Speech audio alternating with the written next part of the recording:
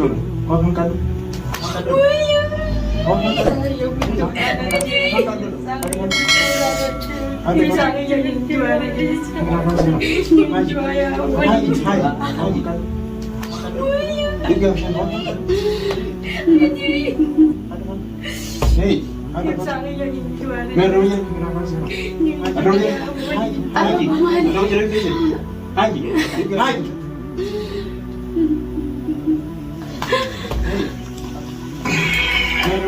nggak bisa ketekan. Ada yang dekatnya betul.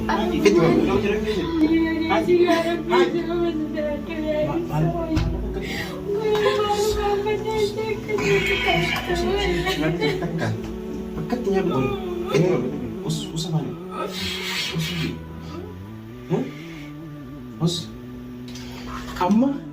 Amma yoo kau, me tidak buka skisa. Tidak bu. Kau saya Yesus.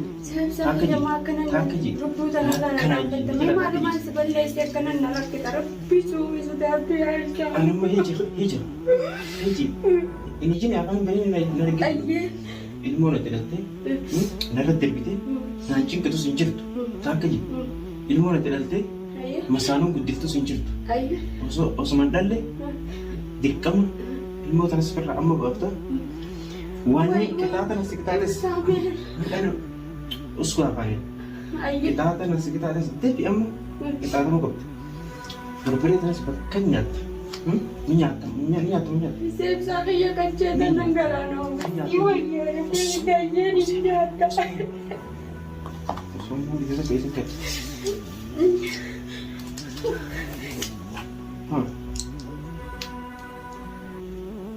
Maling buat Epsa. Epsa saya butuh anak cil. Saya butuh anak cil. Tidak diwari tak ada. Angkat dulu. Kau angkat dulu. Oh, makan. Ada Epsa saya ninju anak dis. Kenapa sih? Ninju ayah. Haji. Tiga option. Hey. Merunya. Haji. Haji.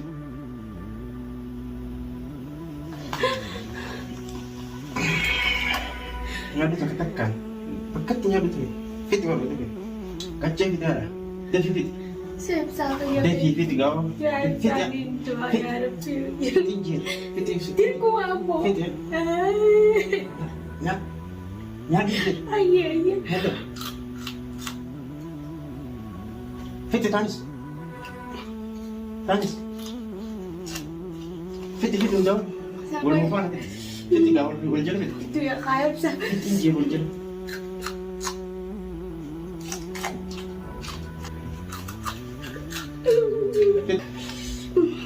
Mal. Itu ya kak. Mantap.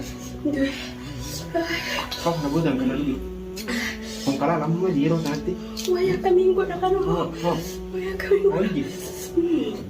Kaminggo na ka na. Minyak.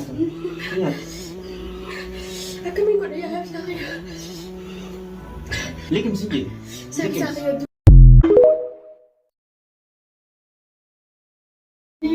Sigara bisa masdaka. Waya malu mama na kena kita. Hey, usah balik.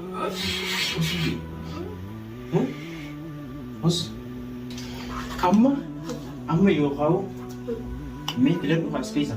Tidak bu. Kau saya Yesus. Tak aja.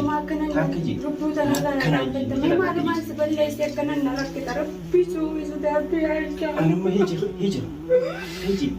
Ini jenis apa yang beri nari? Ilmu nanti nanti, nari terbite, nanti kita sinjir tu, tak aja. Ilmu nanti nanti, masalahnya gudil tu sinjir tu. Oso mandale, dikam, ilmu transfer amma berapa?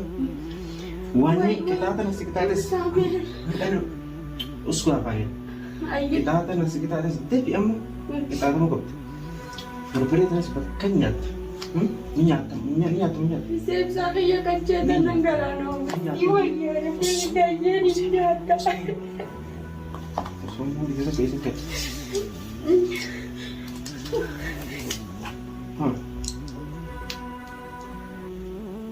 Maalin godhe ibsa? Ibsa kayya guddoodhaan ajjeesti. Ibsa kayya guddoodhaan ajjeesti maaliin ta'annu. Afaan kadhu jiruudha. Afaan kadhu. Afaan kadhu. Ibsa kayya nindu'aana deessa. Kenapa sih? Nindu'a yaa waliin. Haji. Tiga option. Hey. Meron yan. Meron yan. Haji. Meron yan. Haji. Haji.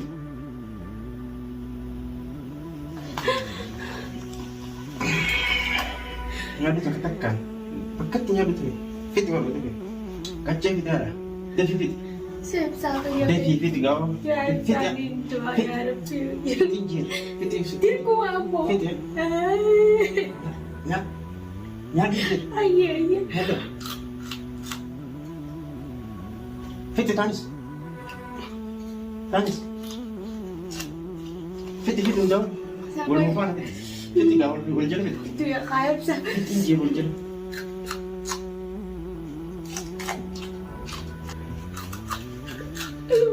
Fit.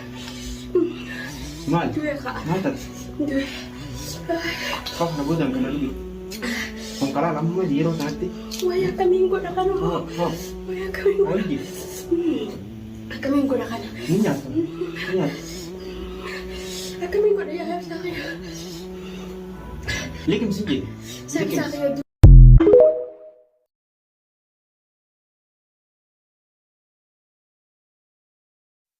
Teessoo fi ulfina abbaatuuf jala butaa jedha Oromoon gaafa mammaaku. Shamarran keenya biyya namaa keessatti gaa'eleen dhaabatina mana madaamii keessaa hin bayinaa gaafa jedhaniini hin dhaga'an jechuudha. Ashamaa harka fuunii hordoftoonni kennaa jaalalaa akkam jirtu nagaa keessanii an nagaadha rabbiin galanne guddaan haa ta'u. Isinis lafa jirtanitti nagaa guutuu qabaadha isiniin jedha. Asumaan immoo bagaa baatii ramadaanatiin isin geessiniin jedha. Warri musliima taatanii tsoomiin keessa sooma gaarii isiniif haa ta'u isiniin jechuu nan barbaada. Akkasuma immoo ijoollonni obboloonni koo akka koo kan mana madaamii keessa hojjettanii hojii ramadaanaatiin baay'ee kan isin dadhabsiisu waaqayyoo humnaaf jabina isiniif haa ta'u. Abshir hin darba wanti hundumtiyyuu jabaadha. Nyaata keessa yeroo isaa eegaa daraa keessanii nyaata keessan irratti of eegatu nyaadha isiniin jechuuti nan barbaada har'a jechuudha. Wanta yeroo hedduu taazzabu tokko isiniif qabadheetiin dhufe jechuudha. Viidiyoo kana akkuma argaa turtanii wanta baay'ee garaa nama nyaatudha jechuudha. Obboloonni shamarranii kana kanallee ilaalanii to'ii irraa hin baratan jechuudha. Maaliif gaafa biyya keenya keessaa baanu kaayyoo mataa keenya wanta karoorsinee hin hojjannee of jijjiirra jennee wanta yaadee manaa bahee qaba jechuudha. Namni kamiyyuu jechuudha. Namni akkasumatti callisee manaa bahee deemetoo biyya Arabaa kana dhufa jedhu beeku jechuudha. Akka kootitti akka sanatti callisee deemee dhufee biyya Arabaa kana hojii dhufa hin jedhu jechuudha. Tokko karoora yaada tokko hin qabaatin. Fakkeenyaaf barumsa kutaa 10 gaafan ga'u barumsi kutaan 10 jalaa hafe sana booddee jechuudha. Erga barumsi kun kutaan 10naaf ga'uudha didee ofii kollee jijjiiree maatii kollee akkasuma immoo obboloota koona duuba jiranillee amma danda'u nan gargaara jedhee akka sanatti jechuudha. Karoora yaada koo kanani murteessee biyya kiyyaa bahee jechuudha. Garuu obboloonni hedduun jechuudha biyyarraa ba'aniiru taananii wanta biyyaa ba'aniif sana hin dagatu jechuudha. Sababni isaayyuu biyya namaa kana keessa hin dhufu gaafa mana madaamii keessa xiqqootu turanii akkuma carra jechuudha bilbila eeyyabsiifatu jechuudha. Maatii kan ittiin dubbisanii jechuudha. Gaafa bilbilli bitamee fi dhufanii gara sooshaal miidiyaa kanatti kan isaan dabalaman jechuudha. Sooshaal miidiyaan kun namoota fayyadus hin qaba, namoota immoo miidhee jireenya isaanii balleessullee hin qaba jechuudha. Akkaataa nuti itti fayyadamne baay'ee murteessaadha jechuudha. Dhugaa dubbachuuf jechuudha namoonni baay'een karaa sooshaal miidiyaa kanaan kan laphee isaanii cabe kan jireenyi isaanii jechuudha eessayyuu deebi'anii too fooyyessuu kan hin dandeenye karaa adda addaatiin kan caban jechuudha. Dafqa isaan mana namaa keessatti dafqan jalaa nyaachuudhaan kaan isaanii immoo jechuudha dhukkuboota garaagaraatiin faallamanii booddee lubbuu isaanii irratti kan murteessanii hedduu isaaniitu jiru jechuudha. Akkuma yeroo darbee isiniif kaasee ture micayyoo waan ta'e jechuudha.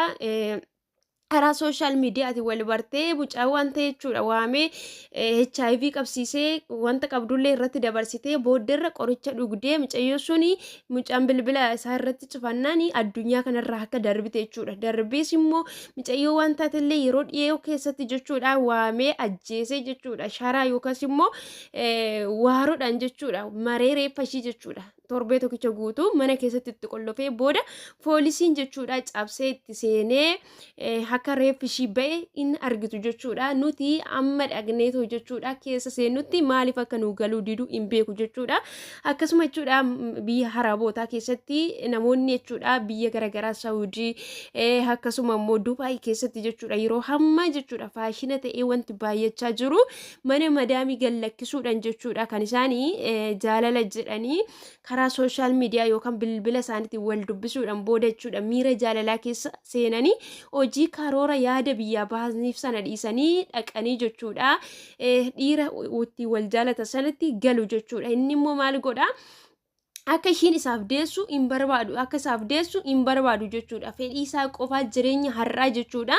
Foossaa qofa gammachiisuudhaaf jechuudha kan inni barbaadu. Maal godhaa? Zim jedhee callisee jechuudha mana madaamii keessaa baasee booddeellee hojiitti deebisee wanta ishiin qabdu wanta ishiin hojjettu muluu ishiirraa nyaatee kasaachi godhatee yookiis immoo wajjin guddannaa jechuudha. Birrii ishii gara biyyaatti gara ofiisaatti naannessee ergisiisee sana booddee jechuudha ishiin akka ishiin dhala hin godhanne qoricha nyaachisa jechuudha. Tarii viidiyoon kun fiilmiidhaaf ta'uu danda'a jechuudha. Garuu barumsa guddaa of keessaa qaba jechuudha.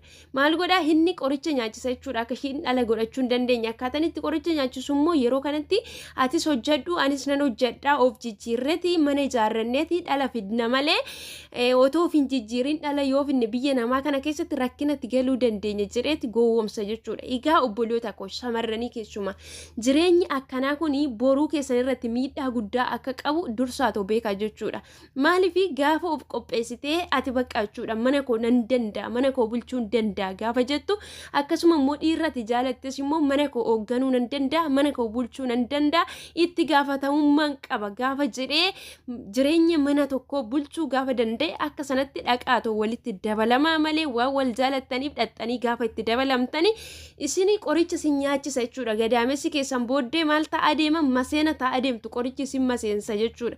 Nama jaalattanii jettanii fedhii yerootiif jettanii too jechuudha jireenya keessan boruu irratti dhiibbaa akka hin qabaanne isiniin jira. Maaliif namni tokko erga wal jaalatee gaa'ila yookiis immoo bultiidhaan erga walitti dabalame booda eebbi isaan gidduu jiru wanti isaan walitti qabsiisee umurii dheeraa akka waliif jiraatan godhu wanti waaqayyo ittiin eebbisu jechuudha. Maatiin lama ta'anii walitti dhufanii tokko ta'a sana daa'ima gidduu isaanii ka'a jechuudha. Kanaaf iyyuu dubartiin tokko erga heerumtee gaa'ila dhaabattee dirqama jechuudha isa waaqayyo ittiin isaan eebbisu sana dhala godhachuuti qabdi jechuudha. Har'a jechuudha gowwomtee tooyi wanta inni siin jedhe qoricha ofitti guurta yoo ta'e borte jechuudha dhala dhabuuti dandeessa gaafa sana immoo inni ofirraa baasee si darbatee yookiis immoo si gatee jechuudha kan dhala godhachuu dandeessu kan kabaja qabdu kan fedhii isaa jechuudha maraxatee fuudhuu danda'a. Ati garuu gaafa sana jechuudha hin boossaa amileen keessi caba gara abdii kutannaatti deemta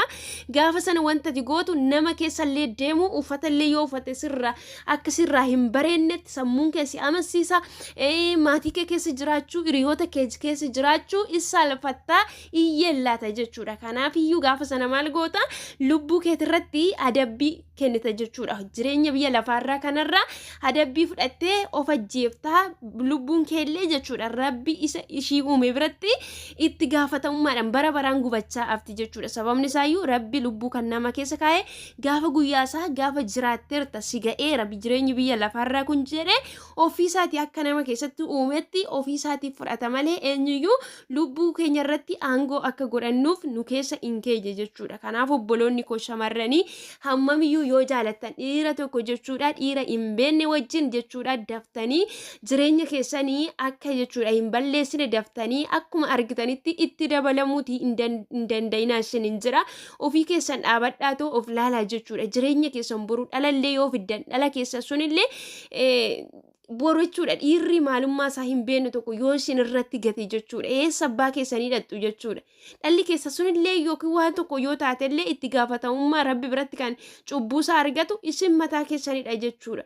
Kanaaf iyyuu keessuma jireenya biyya baqaa keessatti jechuudha mana madaamii keessaa baatee dhiira wajjin deemtee akka barbaadde taatee gaa'ilan dhaabadha hin jedhin jechuudha mana madaamii keessatti hojii kee hojjedhu wal jaalattee jirtas yoo ta'es galaa gara biyya keessanitti guduufattan isin lamaan iyyuu kophaatti guduufadhaa ta'u booddeerra walitti dabaladhaa wajjin jireenya afe itti fufaa isin hin jedha mana madaamii keessaas baatanii jechuudha dhaxxanii isa bira eeyyama fudhattanii ooltanii hin deebiinaa mana madaamii keessatti kabaja ofitti godhaadhaa biyya namaa keessa kan jiraattanii kinoo akka kanatti jechuudha ofitti si fuudhanii gaafa sirreebanii nama isinii birmatu hin qabdan biyya alagaa keessatti akkuma kinoo hin beekama jechuudha yeroo baay'ee gaa'ela dhaabatanii biyya namaa kana keessatti dubartoonni meeqa jechuudha lubbuu isaanii darbeera jechuudha qalanii faa biraa deemu jechuudha abbaan mana balbala itti cufeetoo jechuudha eenyu isaanii birmachuu hin danda'u jechuudha. Kanaaf iyyuu bara namni bineensa ta'e kanatti of eeggachuun baay'ee barbaachisaadha maaliif of eeggachuu dhiisnee waaqayyoota akkasina godhee waaqayyo maaliif akkasina goote jennee waaqayyo irratti gungumuu hin qabnu jireenya keenya wanta nuti ofii keenyaaf of to'achuu dandeenyu wanta irraa of eeggachuu dandeenyu irraa ofii keenya haa eeggannu isiniin jedha obboloota koo adaraa keessan obboloonni koo shamarranii baay'isaa of eegaa isiniin jedha. Yaanni nan isiniif qabu kanumadha dogoggorri yoo jiraateef immoo adaraa keessan na of kalchaa isiniin jecha maatii kan hin taane maatii ta'aa gara chaanaalii keenyatti dabalamaa isiniin jedha.